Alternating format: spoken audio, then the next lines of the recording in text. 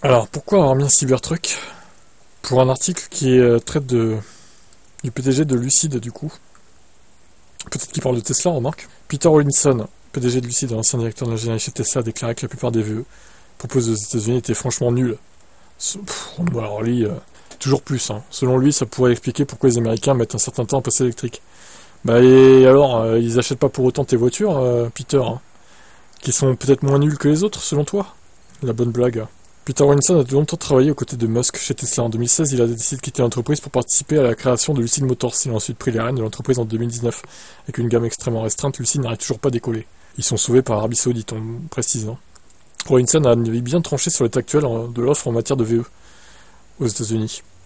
Il estime que, dans notre pays, beaucoup d'automobilistes conduisent des voitures électriques qui sont franchement nulles.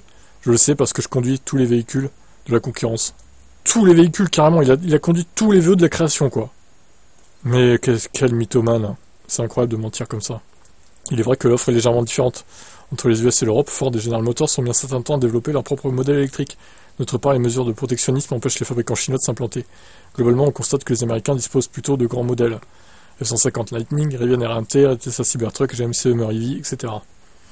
En parallèle, la croissance des ventes sur les VE ralentit. Il faut dire que ces tarifs élevés ne poussent pas les consommateurs à se jeter sur l'électrique.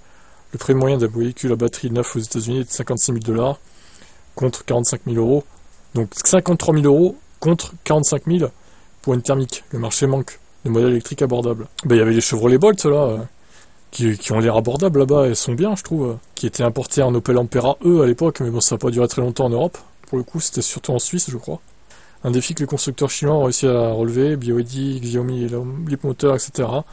Mais eux ils sont interdits des États-Unis, donc forcément ils n'arriveront pas dans ce pays. Il avait estimé que Tesla gardait une longueur d'avance en termes de technologie au micro de Cars and Culture. Il a finalement avoué que BYD est plus fort que les constructeurs américains en matière de batterie. Il estime toutefois que les firmes chinoises bénéficient d'un terrain de jeu inégal. Je pense que les Chinois ont un avantage fondamental, l'appui de leur gouvernement. Quand Pékin leur donne son feu vert, ils vont tous dans la même direction au lieu de se disputer entre eux. Mais ils ont raison en même temps. Ils s'allient contre tous les Occidentaux en fait.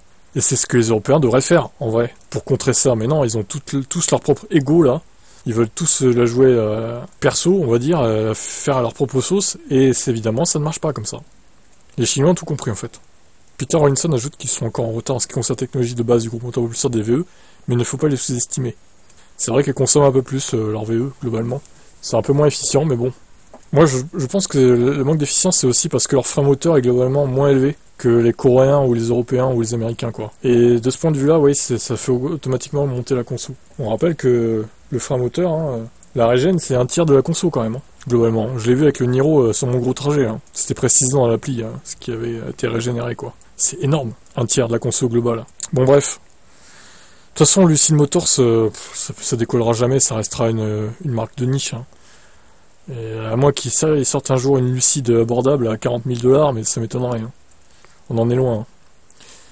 Votre avis sur ces déclarations ?